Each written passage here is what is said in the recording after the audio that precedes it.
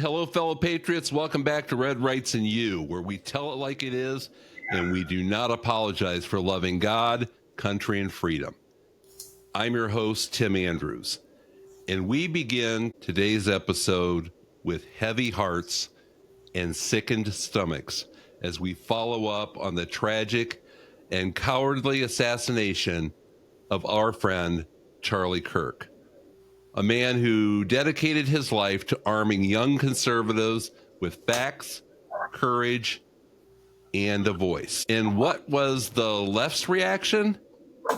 Disgusting. Doesn't even begin to cover it. These people are practically throwing confetti while pretending they're still the party of compassion. Well, Charlie's widow has more strength and grace in her little finger than the entire progressive movement combined. Just days after losing her husband, she delivered a heartfelt, emotional speech, and now she's stepping up to lead Turning Point into the next chapter. Now, if that doesn't show the resilience of the American spirit, I don't know what does. But that's just the beginning. President Trump is abroad, and I've got to say, no one, and I mean nobody, does pomp and circumstance like the Brits. Trump's state visit to England had all the pageantry of a royal wedding, but with way more winning. And speaking of winning, he's declared Antifa what we already knew they were, a terrorist group. Now there's an investigation into who's been funding them. And my money is on George Soros. Honestly, if evil had a frequent flyer program, Soros would be platinum elite. Meanwhile, Russia is playing chicken with NATO by violating airspace, proving once again that dictators test their limits when strong leaders aren't in charge. Luckily, we've got Trump reminding them that America no longer plays games. Back home, he's still on that mission to clean up the crime-ridden disasters known as Chicago, Los Angeles, and New York, amongst others. Of course, the local officials in those cities are still acting like spoiled teenagers yelling, "Hey, you're not my real dad," as they reject federal help. We'll cover all, if not most of that tonight and more with hard truth, no sugarcoating, and just enough humor to keep us from throwing a shoe at the TV. And now, ladies and gentlemen, it's time for the man who put the moss in mosh pit, my co-pilot in this fight for truth, my partner in conservative crime, the one and the only, Mark Mosgrove. Hey, Mark, how you doing today, my friend? I'm doing okay, but I'm a little confused. What's up? You told me before the podcast that you were going to be wearing your Jimmy Kimmel Show hat, and you're not wearing it. Instead, you brought the wood instead.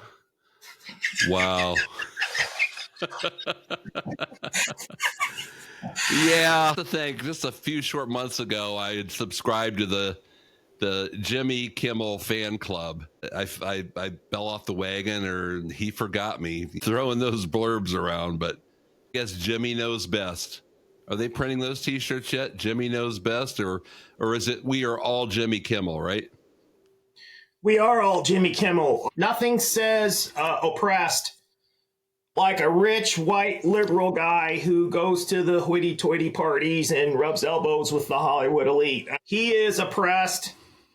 There will be no peace until Jimmy Kimmel lives back on TV. Yeah. Not according to me. Maybe fans like you. I'm hurt.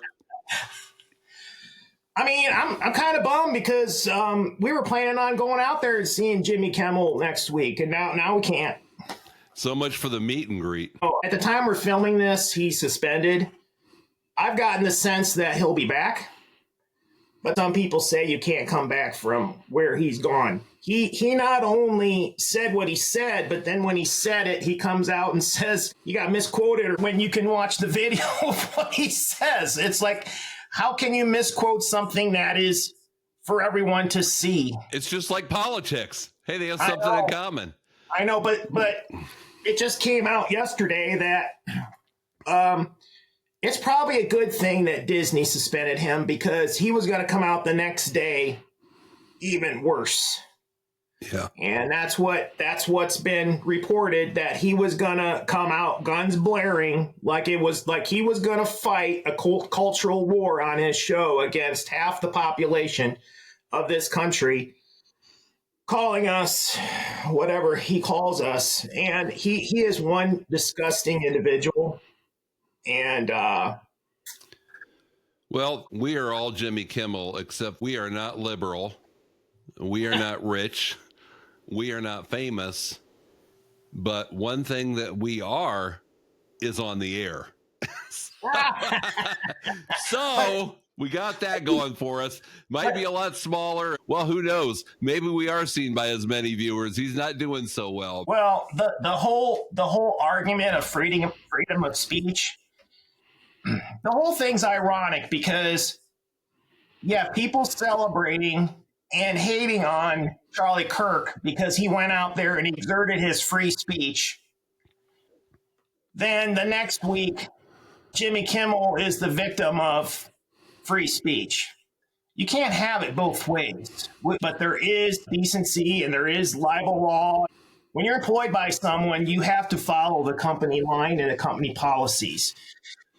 If I worked at McDonald's and I was running the drive-through, and someone came through the drive-through and I handed them their food and said, here you go, you fat person, but you shouldn't be eating this, and you're disgusting and everything like that, that would be my free speech. But McDonald's would fire me immediately that moment. Right. Because there's free speech, but then there's consequences. And that is the disconnect that these liberal people don't seem to be following. Free speech only works when they're the ones that are speaking it, and you agree with them. If you don't agree with them, they shut you down. And we have it on Facebook. I purposely do very, very little on Facebook. I did see just this morning, I saw where your son had a birthday, and I didn't catch it. I did heart it just this morning, because I'm not on it all the time. Because if I was, I would drive myself crazy because of the stuff that I see that people write. It's lies, it's distortions, and then even when they have a point of view, they don't want to talk to you about it. Anytime I've ever posted any response to anything that one of my liberal friends put, I get immediately swarmed by 5 or so people that they want to destroy me for having a different opinion than them. Yeah, and hypocrisy, as usual, has reared its ugly head once again, because if you remember, when the liberals were in charge, they went after Fox News and that side of the aisle, and there were people having to issue public apologies left and right. They were forced to do it, and they did it. That was just the way it is. Their employer said, hey, you either apologize or you're done. Jimmy Kimmel was talking about his son with a condition, had to have some kind of a life-saving operation, and I think we all felt bad. Anybody that has some compassion would feel bad about something like that. But if it was a liberal, if it was a conservative saying that on the air, a Greg Gutfeld or somebody like that, I'm sure you'd have your liberals with all that compassion that they have proven to show in situations like this, saying, "Oh, I hope he suffers and dies. I hope he gets well, and then somebody kidnaps and kills your kid. I hope your whole family dies. Yeah, you all deserve it." How would he feel if the shoe were on the other foot. They don't look at it that way. They look at it like it's whatever dig we can get into the conservatives without thinking about the consequences. That drives me crazy. They can say or do or persecute anybody that they want, say what they want, do what they want, any actions, and they have excuses and reasoning in their sick minds of why it's justified. And we can't do that.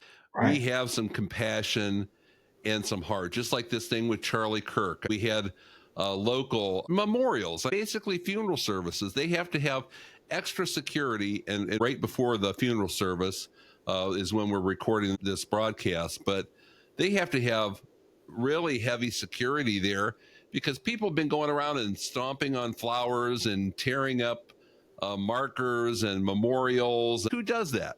We just had a little Hick County here in Ohio where they're prosecuting these demonstrators for what they did. I saw that some guy actually took an American flag, stuck it down his pants in the back, wiped his ass with it, and threw it at the Charlie Kirk supporters. I'm not a big, proponent of violence, but if I would have been there, you'd have had trouble holding me back if somebody would have done that to me. I know conservatives look at everything like we're above that.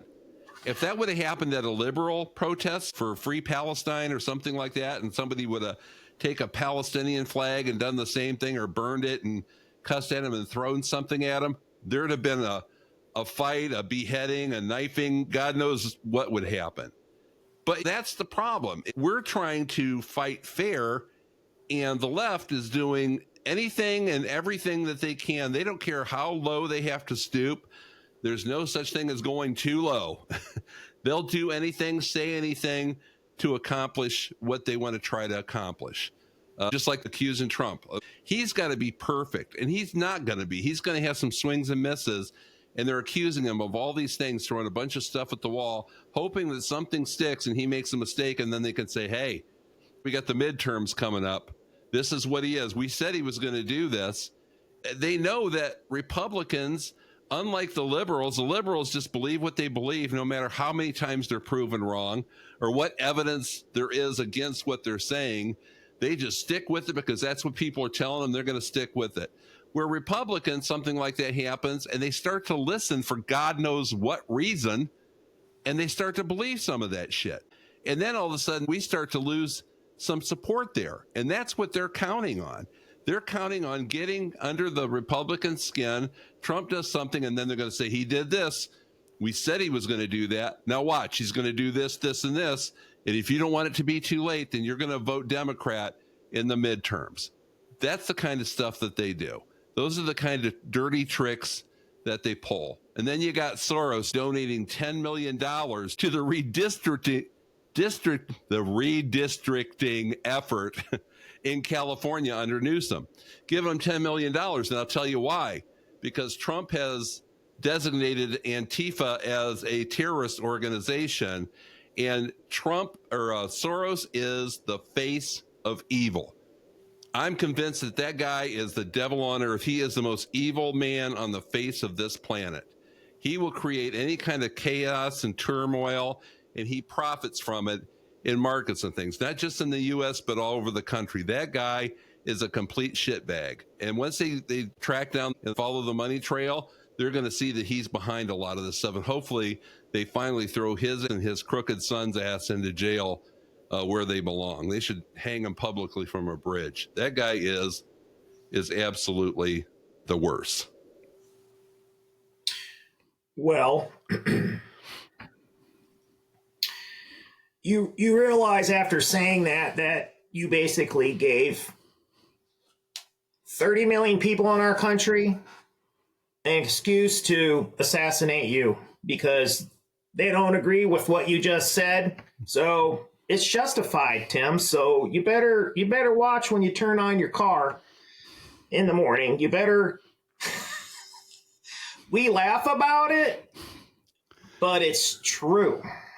I'm looking out the window, Mark. I don't think I've ever seen a plane flying that low, and I don't see any wings. Well, it'd be more exciting if it was a UFO, which maybe someday we'll talk about those sort of things. Yeah, no, that would be fun for sure. maybe someday in a different podcast, we'll get into some woo-woo stuff. Maybe we'll see. Speaking of unidentified flying objects, how about Russia playing chicken with the NATO countries and flying the jets over and the drones and everything else, playing chicken with Poland and Estonia and all these places? There's another sick individual, Putin.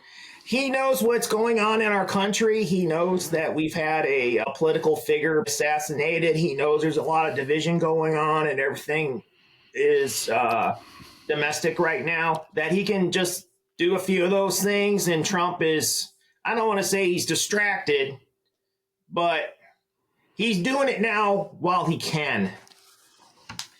Yeah. But nobody is saying don't do it again or you'll be shot down. And that is alarming. Not even Trump is saying that. Well, one thing that he is doing that is smart, though, is they're trying to hit him in the pocketbook. And Trump's like, you guys got to quit buying oil from these guys. Yeah. If everybody stopped buying oil in the European Union and then they boycotted countries like India and these other countries and had an embargo, a trade embargo against these other countries, even if they're, communist or socialist countries buying the oil. Now Putin, you're hitting him where it hurts, because all these threats and everything, he doesn't care. He's got free reign, and all the money he needs from his oil sales in China and everything else to create as many weapons and as he wants. He's not going to run out of weapons. He might have soldiers that are dying, but he doesn't care about that. It's just a means to an end. And so that's what he's doing. But you got to hit him in the pocketbook.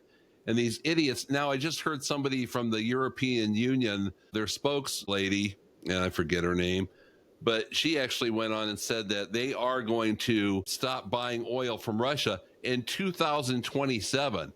Well, who gives a shit what happens 2 years from now? By that time, it'll be too late. The world might not be here then. It needs to go on now. How's that going to create pressure in 2027? So they all want to be, nobody wants to step on any toes. It's smart, really. It would be killing two birds with one stone, because if they stop buying oil from Russia, who are they going to buy energy and oil from? Most likely the United States, and that would improve our economy even more. It's probably a pretty wise move, not just putting pressure on Putin, economic pressure, but also helping our economy. And what do you think about the continuing war on crime? He had success in Washington, D.C., now he's in Memphis, more proof of concept, and then he's kind of stepped into Chicago with a preemptive strike with the ICE agents, and then Chicago's the next city evidently he's going to unleash the big guns on. Well, regarding that, we have a spokesperson in this country who is an expert on crime and law and order, and that is the lady from Texas. I call her Jasmine E. Cricket, also known as Jasmine Crockett. She let out, this is her view on crime. She just said this yesterday or the day before, that a person who commits a crime is not a criminal. Now think about that for a second. So I went to the dictionary, and what's the definition of a criminal? The definition of a criminal is a person who commits a crime.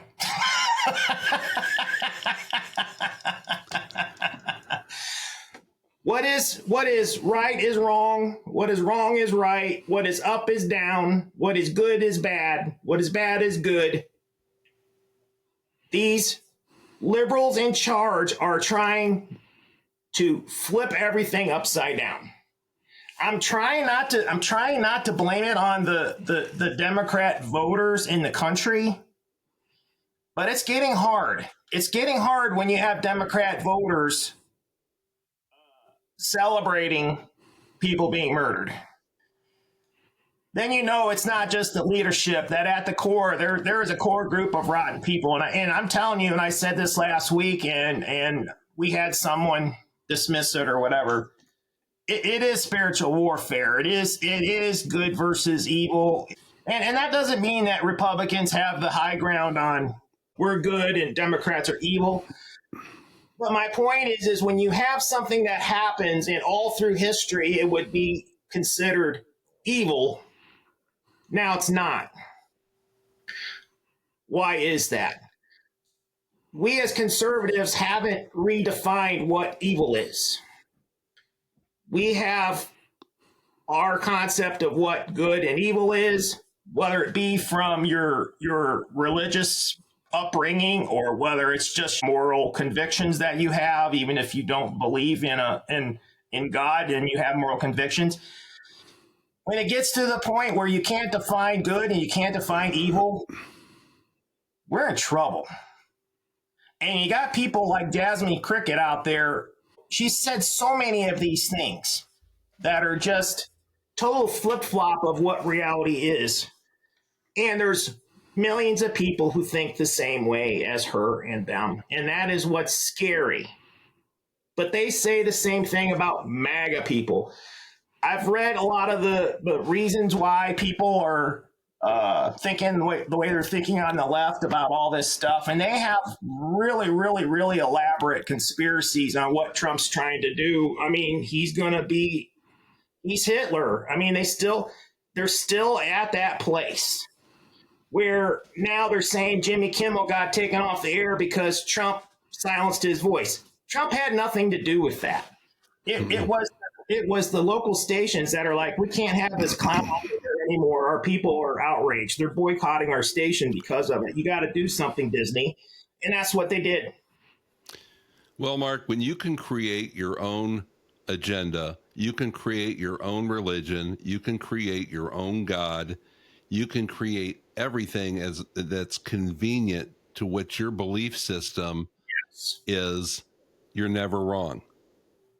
Think about that. Transgender, hey, that's okay. You're not a Christian if you don't believe in children being mutilated and being able to choose their own gender. They think up these far left crazy ideas, and what they say is fact. And if you're quoting the Bible, that can't be what God would say. That's hate speech. Yeah, or either you quote Bible verses, and it's hate speech.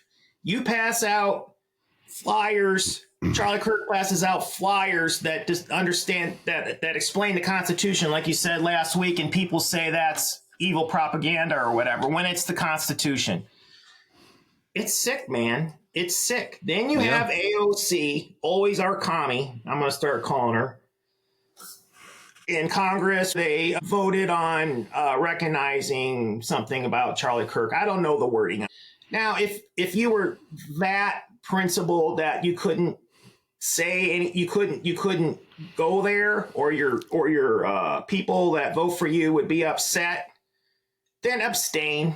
Just don't vote and keep your mouth shut. But AOC, always a commie, went up there and she called Charlie Kirk ignorant, among other things. Now, Charlie Kirk probably has in the course of conversations, in the course of a lifetime, a course of being recorded, every once in a while you might say something that comes out a little cockeyed, or maybe you didn't quite mean what you said, or maybe you could have worded it a little differently. But supposedly these left wingers have all of this hate speech that Charlie Kirk said, and I have not. I've seen one or two things that supposedly he said, but I don't know for sure if that's what he said. Then even if he did, I think they're taking it out of context. They're reading into what he's saying, as in Trump wants to secure our border so that we can have a secure country. That means he's racist. No, it doesn't mean that. The law is colorblind, So, and they say AOC is going to make a run for president, and that is scary as you know what. Well, we are doomed if someone like that steps anywhere near the Oval Office. All we got to do is see Kamala Harris. Excerpts of her book are coming out.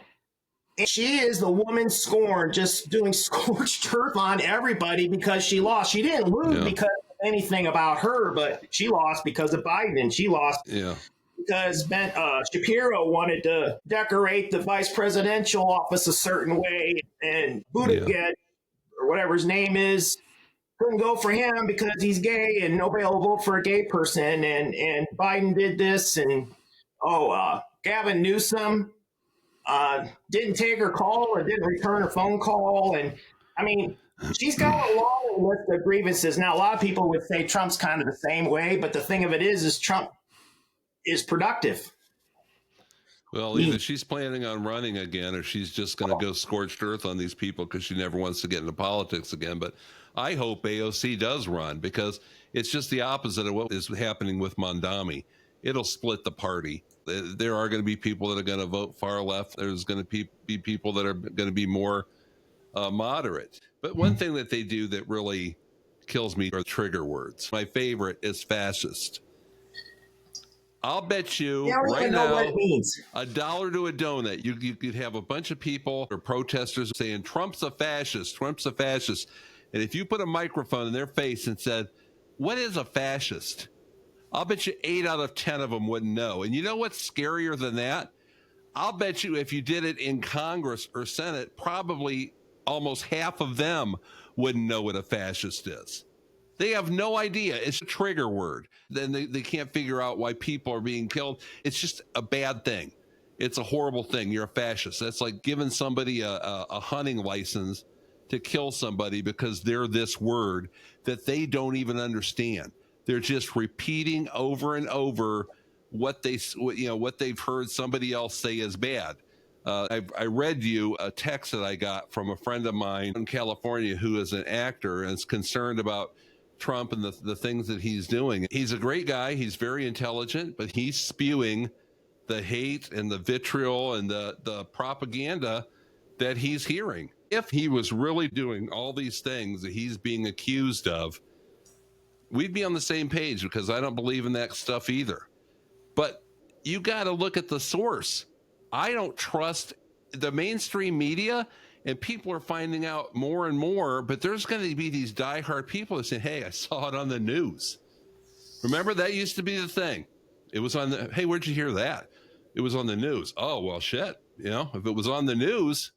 It's true. Yeah, because, hey, the news reports it, and they must have their sources. And now, I mean, the wool has been pulled away from our eyes, but they're still seeing things through rose-colored glasses when they hear things from the mainstream media. Mainstream media, they're nothing but a bunch of hucksters for the liberal party, ran by the same dark caliphate, like Soros and those guys. They all run that stuff. They control the Democrat Party, and it's mind control. And people still are buying it hook, line, and sinker. Every time there's a case where it's so obvious how twisted they are in the media covering the news, you think, okay, now things are going to change. They don't. Do you remember when Trump was president, there was a group of high school students, they were on the steps of the Lincoln Memorial, and they were there on a field trip, and a Native American group was doing some Indian music, and they showed this kid who supposedly went up to the Indian person and was staring in his face, intimidating him. With the MAGA hat on? They had a frickin' field day over that. Yeah. Then later it comes out, the Indian guy came over to him and was doing it, and he was just standing there because he didn't know what to do. He just stood there with a kind of a weird grin on his face, because it's like, do I step away? Do I say stop? The only thing that kid did is he was wearing the wrong hat. Yeah. And that's what these people are doing. I'm not going to sugarcoat it. We went down to Florida to see my father-in-law, and we had other family there, and he had his MAGA hat on, and my family member can't post any pictures. She posted every single picture she could, but she would not post a picture with her dad with a MAGA hat on because it would offend her friends. Just like the border control agents. Remember when they were whipping the people on horses coming over the border? They create these complete bullshit narratives before they'd even cleaned up the area where Charlie Kirk was assassinated, people were saying, oh, that shooter was conservative. He comes from conservative MAGA parents. So he was a conservative. Well, look, I'm doing a podcast and a YouTube channel, and it's about as conservative as you get. My son is completely liberal. We agree politically on absolutely zippo. Okay? So that's like saying if God forbid my son would ever do anything, but that's like holding me accountable for my son taking actions as a liberal, putting things on casings, living with somebody that's transgender, this kind of thing. Even though the transgender boyfriend or girlfriend or however the hell you classify that, if you're going to feel bad for somebody that's transgender, you do think they have mental issues. But if that guy really didn't know what was going on, and this guy was trying to take up the sword, saying that Kirk was hateful towards transgender people, and this guy was like, why did you do it? What are you doing? It's pretty sad, but it's that whole side of the fence, man. They're given, they were given free reign. Okay, hey, you're just like the rest of us. In fact, you're better. People should believe in what you're doing. People should approve of what you're doing. If you want to transition, we shouldn't just accept it. We should welcome you in with open arms. And in fact, I'm Joe Biden, and I'm going to make my cabinet almost 20% of people that are LGBTQ, even though they make up less than 7% total of the population. Let's put people in there, and let's normalize that. Health and Human Services. Let's put somebody in there that's transgender, and now they have the nerve to say that Bobby Kennedy is not qualified when they put that DEI tranny in there. It blows me away. It's remarkable. Well, I'm going to go on record, and this might not be politically correct for the MAGA side, but if you're an adult, if you want to have surgery on your body that mutilates yourself, if you want to get, the worst is the women with the, yeah, I look so much better now, see? With the puffy lips and stuff like that. Yeah. If you want to do that to yourself, I don't agree with it, but you can do that. If you want to cut off body parts or put on body parts or whatever as an adult, if some sick person is going to do that for you, then go right ahead.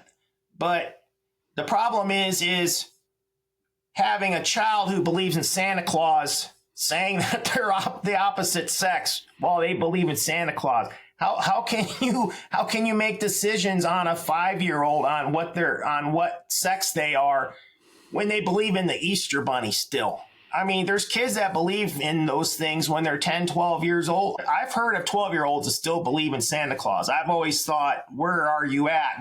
You haven't heard anybody at school talk? I remember being in second grade and all the talk was Santa Claus doesn't exist. And, oh, yes, he does. And there was a few holdouts in the class. But so, Mark, wait a minute. Let me get this straight. Santa Claus isn't real. Are you telling me there's no Santa Claus? Well, I know you did that Christmas video, but you are mistaken. Santa doesn't exist. What? It's sad but true. Oh, jeez. I don't know what I probably ruined that. I ruined that for you now.